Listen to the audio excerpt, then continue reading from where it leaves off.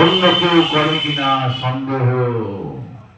এই সনাতন ধর্ম নারীদিকে মার্কেন্ডেয় মুনি, মার্কেন্ডেয় পুরাণে আমরা পাই, স্ত্রী সমস্তাত সকলা জগৎসু, স্ত্রী জাতি হচ্ছে মা দুর্গার সমান।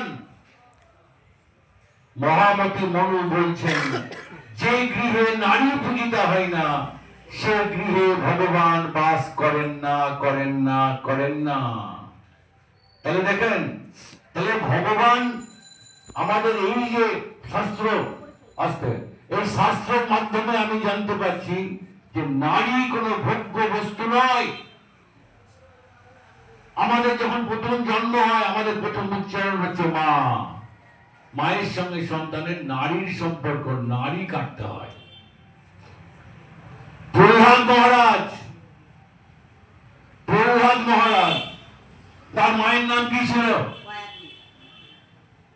তার বাবার নাম কি ছিল?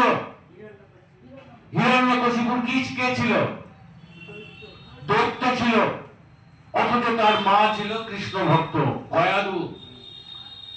তার প্রভাব পড়েছিল, কয়াদুর প্রভাব পড়েছিল প্রহ্লাদের উপরে, যার জন্য ভক্ত প্রহ্লাদ হয়ে গেলেন, তাই তো?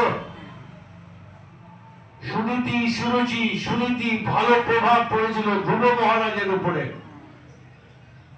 ঠাকুর শ্রীরামকৃষ্ণদেব তার নিজের স্ত্রীকে মাতৃজ্ঞানে তার পুজো করেছিল। এই হচ্ছে আমাদের সনাতন ধর্ম। এই সনাতন ধর্ম যবে থেকে হয়তো তবে থেকেই আমরা প্রতিজ্ঞা দেবী সর্বভূতেষু মাতৃরূপেণ সংস্থিতা, নাকি? নমস্তস্যৈ নমস্তস্যৈ নমস্তস্যৈ নমো নমঃ।